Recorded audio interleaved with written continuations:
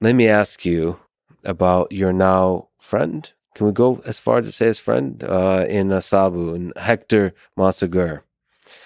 What's the what's the story? What's your long story with him? Can you tell me about what is LulzSec? Who is Sabu? And who's Anonymous? What is Anonymous? Where's the right place to start that story? Probably Anonymous. Anonymous it still is, I guess, a decentralized organization. They call themselves headless, but once you look into them a little ways, they're not really headless. The power struggle comes with whoever has a hacking ability. That might be you're a good hacker or you have a giant botnet used for DDoS. So you're going to wield more power if you can control where it goes. Anonymous started doing their like hacktivism stuff in 2010 or so. The word hack was in the media all the time then. And then right around then, there was a federal contractor named HB Gary Federal. Their CEO is Aaron Barr. And Aaron Barr said he was going to come out and de-anonymize Anonymous. He's going to come out and talk at Black Hat or DEF CON or one of those and say, who they are. He figured it out, based on, when people were online, when people were in IRC, when tweets came out. There was no scientific proof behind it or anything. So he's just going to falsely name people that were in Anonymous. So Anonymous went on the attack. They went and hacked in HB Gary Federal, and they turned his life upside down. They took over his Twitter account and all that stuff pretty quickly. So I have very mixed feelings about all of this. Okay. I get, like, part of me admires the positive side of the hacktivism. Okay. Is there no room for admiration there of the fuck you to the man? Not at the time. Again, it was a violation. 18 USC 1030. So it was my job. That's what so at the time, no. In retrospect, sure. Okay.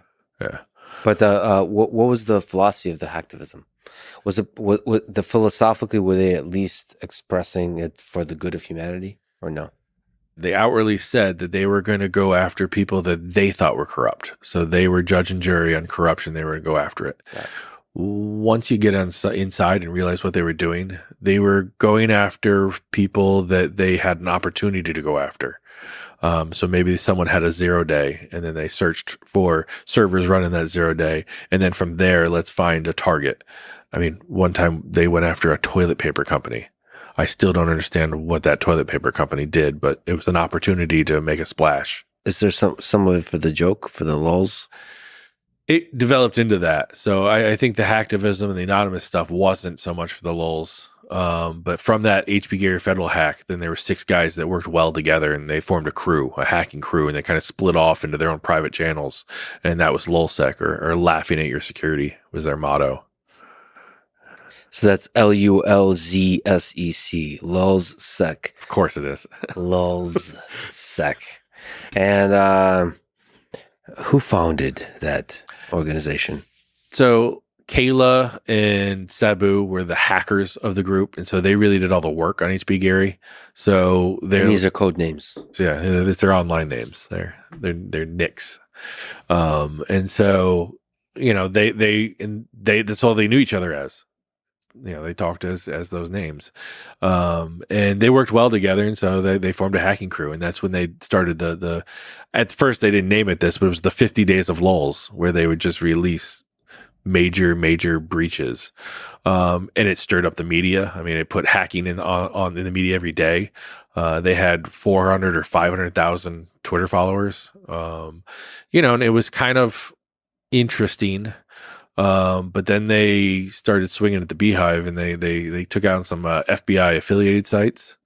And then they started Fuck FBI Fridays, where every Friday they would release something, and we waited it with bated breath. I mean, they had us hook, line, and sinker, pissed. We were waiting to see what was going to be dropped every Friday. It's a little embarrassing looking back on it now. And this is in the early 2010s. Yeah, this was 2010, 2011, around there. Can we actually linger on Anonymous? What do you still understand what the heck is Anonymous? It's just a place where you hang out. I mean, it started on 4chan, went to 8chan, and then it's really just anyone. You could be an anonymous right now if you wanted to. Just you're in there hanging out in the channel. Now, you're probably not going to get much cred until you work your way up and prove who you are, or someone vouches for you. But anybody can be an anonymous. Anybody can leave anonymous. What's the leadership of Anonymous? Do you have a sense that there is a leadership? There's a power play. Now, there's not someone that, that says this is what we're doing. No, we're doing. I love the philosophical and the technical aspect of all of this. But I think there is a slippery slope to where for the lulz, you can actually really hurt people. That's the terrifying thing. When you attach, I'm actually really terrified of the power of the lull. Yeah. It's the fun thing somehow becomes a slippery slope. I haven't quite understood the dynamics of that, but even in myself, if you just have fun with a thing, you lose track of the ethical grounding of the thing. And so like it feels like hacking for fun can just turn it like literally lead to nuclear war. Like literally destabilize. Yeah, like a yada yada yada nuclear war. I could see it. Yeah. So I've been more careful with the lull. I've been more careful about that. And I wonder about it because in internet speak, somehow ethics can be put aside through the slippery slope of language. I don't know. Everything becomes a joke. If everything's a joke, then everything's allowed, and everything's allowed, then you don't have a sense of what is right and wrong. You lose sense of what is right and wrong. You still have victims. I mean, you're laughing at someone. Someone's the butt of this joke. Whether it's major corporations or the individuals. I mean, some of the stuff they did was just, releasing people's PII, their personal identifying information and stuff like that. I mean, is it a big deal? I don't know. Maybe, maybe not. But, if you could choose to not have your information put out there, probably wouldn't. Do you have a sense of what Anonymous is today? Has it ever been one stable organization, or is it a collection of hackers that kind of emerge for particular tasks, for particular like hacktivism tasks and that kind of stuff? It's a collection of people that has some hackers in it. There's not a lot of big hackers in it. I mean, there's some that'll come bounce in and bounce out. Even back then, there's probably just as many reporters in it, people of the media in it than hackers at the time, just trying to get the inside scoop on things. Some giving the inside scoop. We arrested a reporter that gave over the username and password to his newspaper, and just so he could break the story. He trusted him.